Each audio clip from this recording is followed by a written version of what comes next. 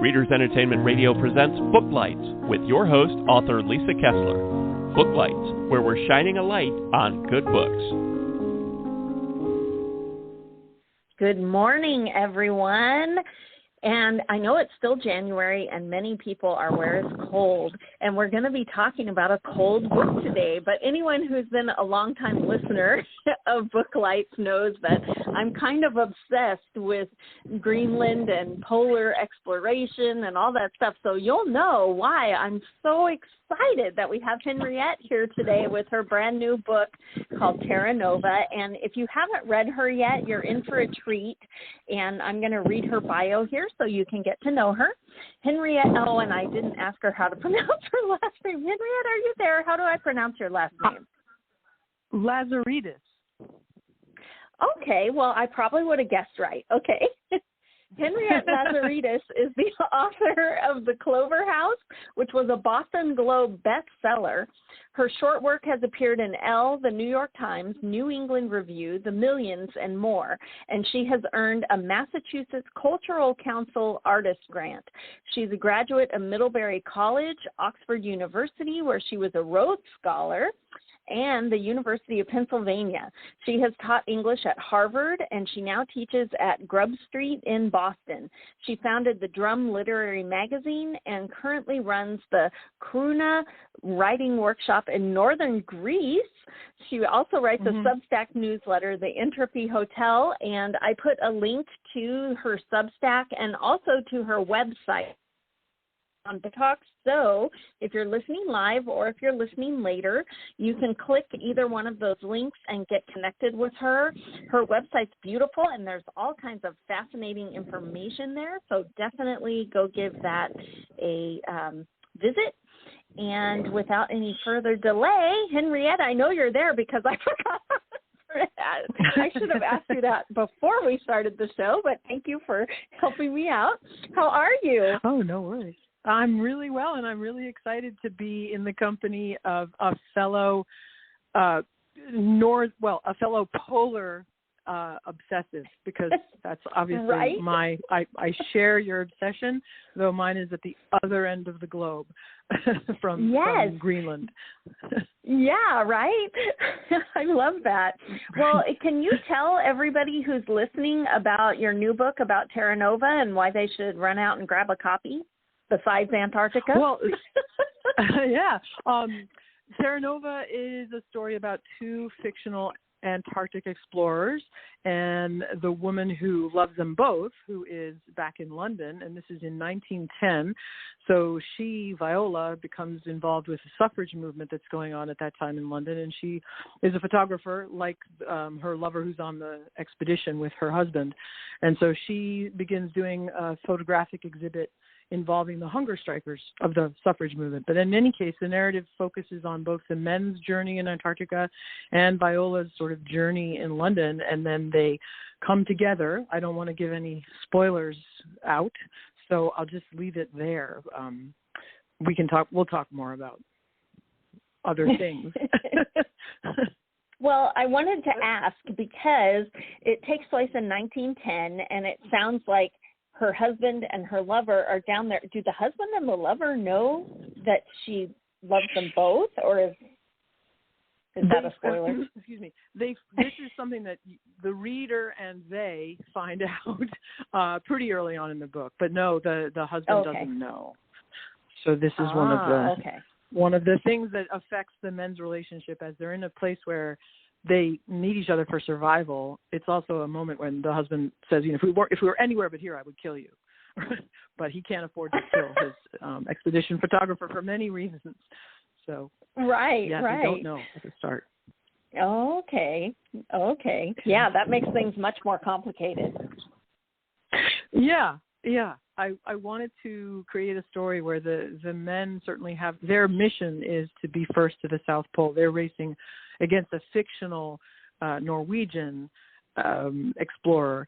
And so I've slotted them into the historical record just before the real explorer, Robert Falcon Scott, who was racing against Roald Amundsen to be first. So I've stuck my guys in at 1910, so they are supposedly, they're racing to be first, and they're down there hoping to be first. And I forget where I was going with this, but the photographer is there because he's got to take sort of the photographic record of what they're doing. Right. And his mission is to make them look like noble heroes, of course, by taking all the beautiful polar photographs. Right. And it's interesting because I don't know if you've read it. If you haven't, as a fellow icy place person, you'll love it. In The Kingdom of Ice, about the USS Jeanette trying to get to the North Pole. It's, of course, it's not fiction, but it reads like fiction. It's amazing, but it's actually in 1881. But if you haven't read it, oh my God, you're going to love it. But I didn't know until. Oh, great! No, go ahead. Yeah, definitely read it. But I was going to say that I didn't know until I read that, and then hearing you talk about it too, that race to be first between the countries was really something in the late 1800s, 1900s, because the only parts of the globe that hadn't been actually mapped and stepped on was the North Pole and the South Pole. And each country wanted to be first, and they were throwing money at it to try and, be first, I guess, just like the space race, right? To be the first on the moon kind of thing. But I don't know that people know that was such a big push for these countries to get to the South Pole and the North Pole, right? It really was, and it's sort of known as the Great Age of Antarctic exploration. I suppose you could say of polar exploration. But there was this real, I want to say obsession, but I don't want to overuse that word. But to be first, exactly for the reasons that you're describing, and I think it also captured the imagination, especially of the United Kingdom. It sort of fit with the idea of the gentleman, the heroic striver. Reaching the tops of mountains, and sort of a weird kind of, they were really keen on amateurs. It was important for you to be a gentleman who did these feats of endurance and exploration without funding, although of course you needed funding. So there was that sort of dichotomy but a blurring of, well, I'm an amateur, but also now I need to ask you to fund my expedition so that I can go and be a gentleman who's going to do this noble thing. Which was that was something that gave rise to the question that inspired me writing Terra Nova was, what happens if you go to a place like Antarctica in a race like this to be first and you're not first? What happens if you maybe respond not in a very gentlemanly way? Like that was the question that I was asking myself when I began to write Terra Nova. And that's why these characters, by the way, are fictional, because I needed to invent characters who would behave in ways that were honestly more interesting to me than Robert Falcon Scott, even though I find him incredibly fascinating. But he was very noble, and noble characters are great, but ignoble characters sometimes they have no story. More interesting. Yeah. So that was part of that. Yeah, the story is always in the brokenness, and if there isn't any, there's no story to poke at. Scott was amazing in that he showed up at the South Pole and he found Roald Amundsen's flag already there, and he just sort of said, "Well, I've been beaten. We tried our best. I'm sure we made mistakes, but we tried our best, and now we must turn around and go home." He put it in very elegant language, which I can't even attempt to quote here, but he was very noble, although his story is a tragedy. It just, they died on the way back. But yeah, if you want to have an interesting story, you have to invent people who are really flawed in compelling ways. So hopefully I've done that with my fictional characters, but. Yeah, it sounds like it. And it also, we always, as readers, we always want to see someone grow. So if you start with someone who is already a really good, well-rounded human, there's usually not, unless you put them in a tragedy on the page, but there's usually not a way to, grow them. So you do need somebody who's a little bit broken. Right. If they're already all set, where are they going to go? Right. Well, to Antarctica. So the other thing I wanted to ask you about, because when I read the Kingdom of Ice about the USS Jeanette, I was shocked about that in the 1800s that particular ship got the very first electric lights from Alexander Graham Bell, and they never worked the whole thing. So like at night, it's really dark. And I just imagine, and they didn't have, all the sonar and stuff that we have now. And here they are going somewhere no one's ever been. And when you were researching for that, I mean, did you put those kind of things like in the book?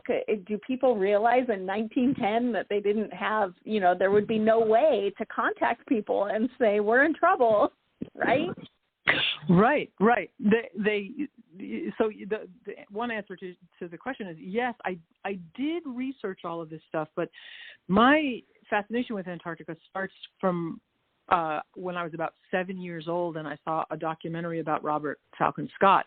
So essentially, my entire life, I have been dipping into bits of information and articles or anything that sort of came my way about Antarctica. I would dip into it. Never honestly a full scholarly immersion by any stretch, but just it was always there as a fascination for me. So when I actually started writing the novel, I actually embargoed all reading in that area because I didn't want my story or my language to be influenced by what I would read in the journals, because there was so much material. Scott left all these journals which were found when they found his body months after his final group of 4 when they all perished. So there's tons of material, as you know from reading about the Jeanette. And I sort of told myself, you can't go there. You can't touch that stuff now, because I just wanted to have my head free of what had been written before. But then I would have to look stuff up. So I was relying on my memory, but then I would be like, oh, wait a second. They would be using a Primus stove. So I was like, okay, what kind of fuel does a Primus stove burn? And what does it smell like? And I would write stuff, and then I would maybe go back and check, like, hold on a second. How many miles could a person pull a sled, or sledge, as I call it in the novel, because I use the British term?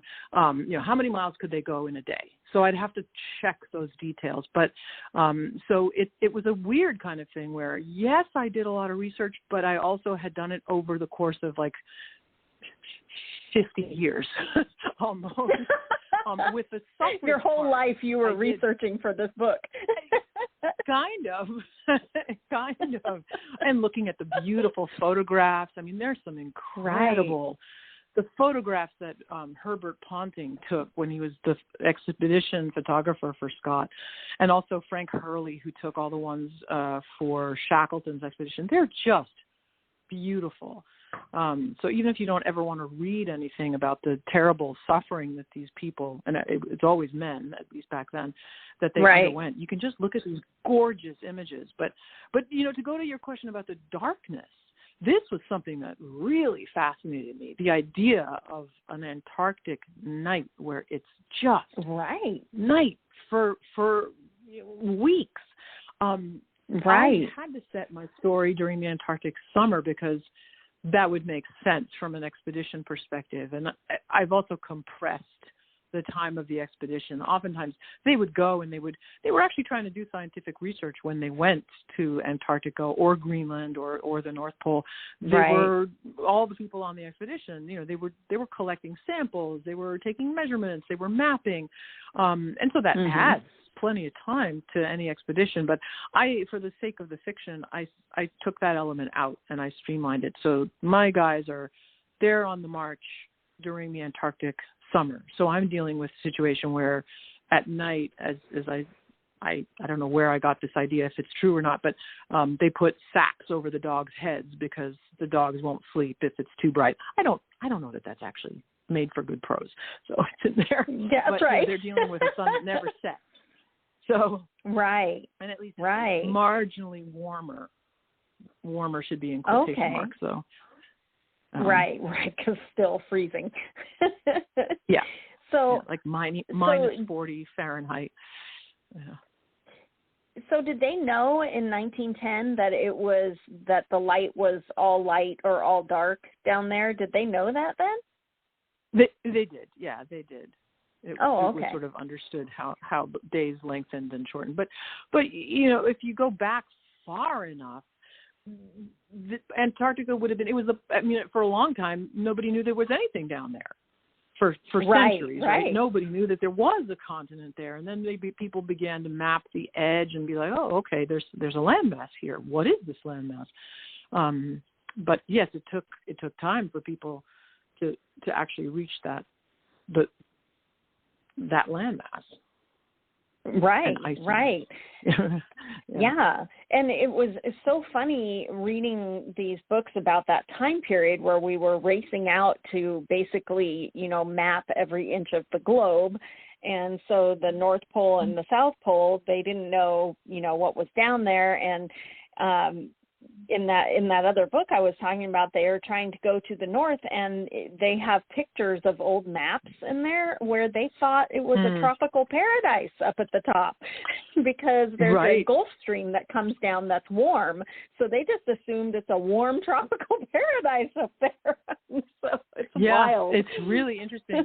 There's in one of the books that sort of was in my head as I was writing this novel and coming up with the idea for it was, weirdly enough, Mary Shelley's Frankenstein, because Frankenstein and his creation, Frankenstein and the monster, I wanted my characters of Edward Heywood, the expedition leader, and James Watts, the photographer, they kind of have a similar relationship that the monster and Frankenstein have, in that they create each other, then they need each other. They can't exist without each other. And also in Frankenstein, the monster and Frankenstein are kind of chasing each other in the North Pole. And if you take a look at the novel, like we all think about the horror movies and stuff, but if you look at the novel, which is so fascinating, it starts with a man writing letters home to his sister. He's saying, "I'm about to embark on a mission to the North Pole. I expect that we will find exactly what you just described, like basically a tropical paradise. We will find a tropical paradise." And he's headed to the North Pole. And of course, it turns out to be different. And he runs into Victor Frankenstein, who then tells the story of his monster. But anyway, they definitely. I didn't realize that he was actually up at the North Pole. Yeah, it's wild. It's wild. So that was in my head, definitely. And it certainly helps for me, it was a good novel to have in my head because, of course, Mary Shelley is the daughter of Mary Wollstonecraft, who was one of our earliest expounder of the need for women's rights. And then writing about the suffrage movement in 1910, as I was with my character of Viola, it kind of felt good to me to have Frankenstein just up there in my head. Frankenstein and Mary Shelley and Mary Wollstonecraft and women's rights. Yeah. It's all kind of the stew that's in your head when you're writing a novel. Right. Well, I was going to ask you, too, is since you've loved Antarctica like your whole life, how long did it take this germ of an idea to become a book? Like, what inspired you to go, hey, I'll make fake explorers that can go right before? And how did that all happen for you?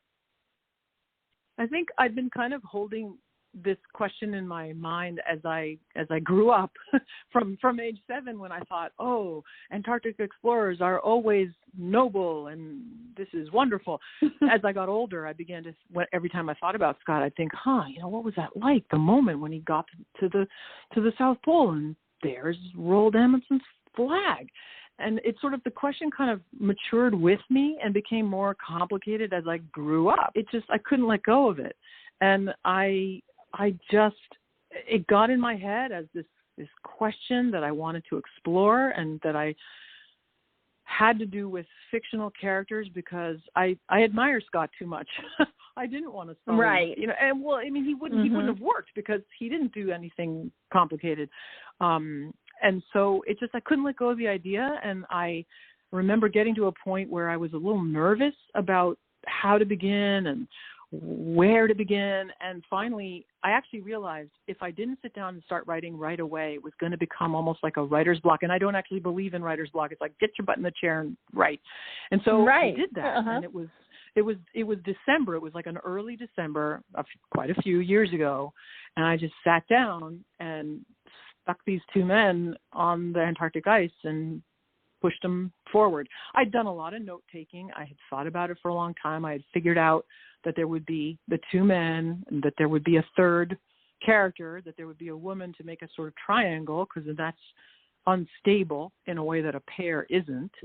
But it just sort of became a question that I couldn't stop thinking about. And the best way for me to think about it turned out to be writing a novel about it. And to expand it into other questions about ambition and rivalry and betrayal and sort of authenticity. Those were all questions that once I started writing, I realized, okay, you have these issues now. It's not just a story about Antarctic exploration. It's not just a story about women's suffrage. It's about these other themes and issues, which became other questions that I wanted to ask myself and then explore in the writing of the novel. So I hope that for readers it's a process of coming across these and then hopefully giving the reader something to think about, like, I don't know, how would I do that? Well, what is the right answer? What is the right situation or the right response to a situation? But I'm hoping I'm putting the questions out there in the form of the story. Right. I love that. And I also wanted to talk about your other book, The Clover House. I was reading up about that one, and that one also has the early 1900 kind of time period. I realize it starts in present day, but then I think it goes back to 1940, or it has secrets from then. Yeah, it goes back to are you intrigued by that time period? Yes, I am. And I'm first generation Greek American. Both my parents came over when they were in their mid 30s from Greece. And I grew up hearing, because I spent always all my summers in Greece with family. And I grew up hearing their stories of the Second World War, which they had these wonderful adventure stories of childhood escapades and things. And if they ever were in danger, at least it was never, they never actually were harmed beyond being hungry because the Germans blockaded all food in Greece and things like that. But my parents were quite lucky.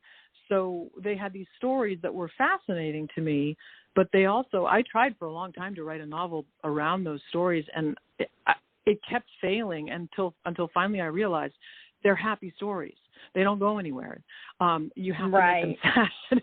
And so I decided, I remember, like, as I was working, I kept coming up with like different ways to write this novel, like time and time again. And finally I was like, hold on a second. The real character here is going to be this young woman I'm going to invent, who is going to be trying to figure out what happened to her mother during the war. And the stories that I'm going to use from my mother's childhood, well, basically they can't be my mother's stories because those are all happy.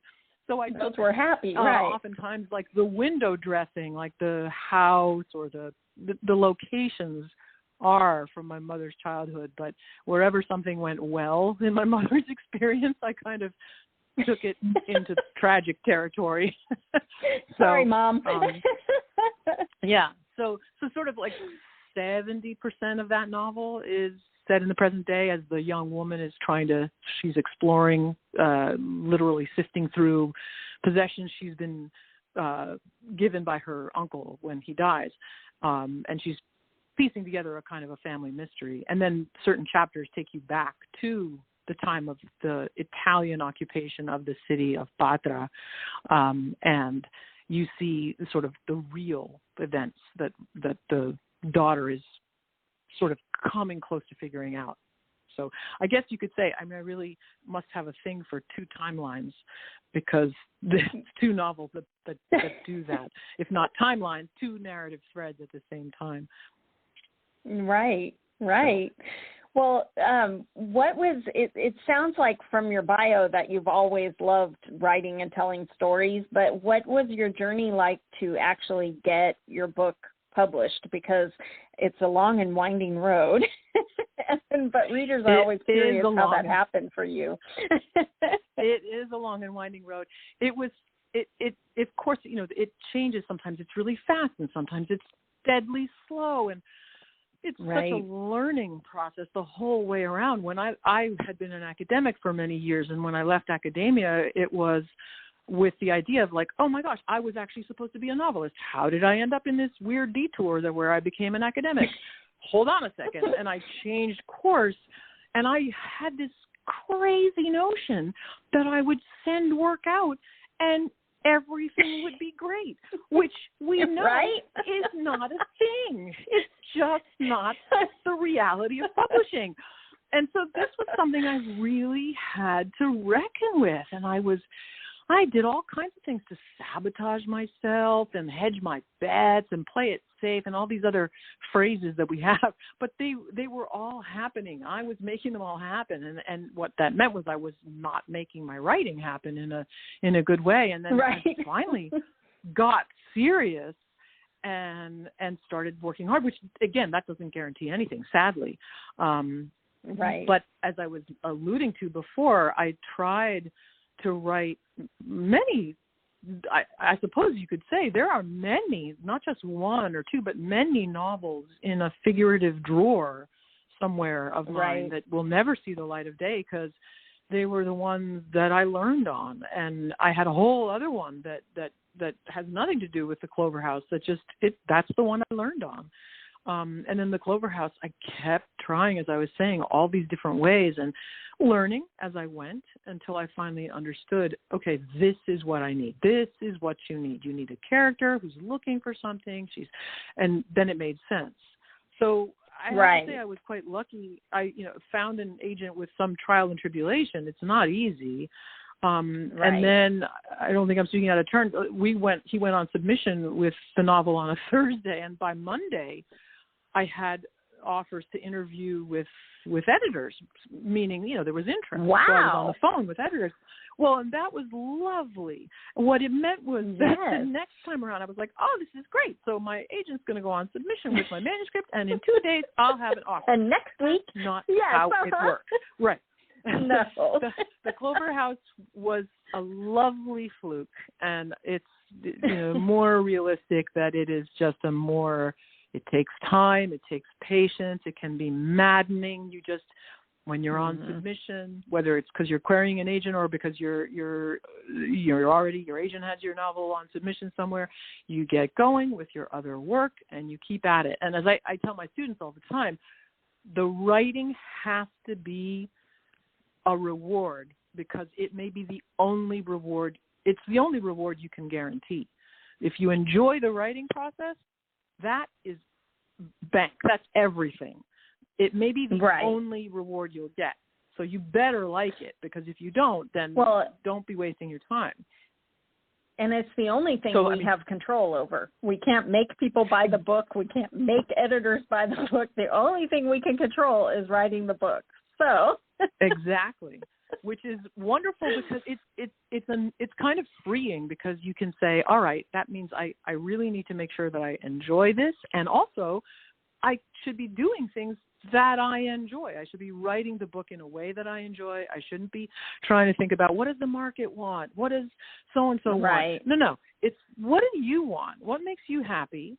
And then also, like, the stakes are weirdly very low. So go for it. Like, try stuff because you can always fail, and that's okay. For most people, it's okay. Right. For sure. That's when you learn. Yeah. I think so. Well, we're running out of time, but are you on social media? How can readers get in touch with you after they read the book and they're excited? I am on Facebook under, my name, Henriette Lazaridis, and I am on Instagram. It's Writer Henriette. I don't tweet, but that's my handle. But I'm not on Twitter. Okay. But Instagram, there's Writer Henriette, and there's also the Entropy Hotel. That's my Substack that I write once a month.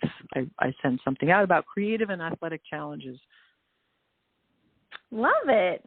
Well, thank you so much for being here today. I had a fantastic time, and good luck with the book. Everyone run out and grab Terra Nova. It is going to be a fascinating read.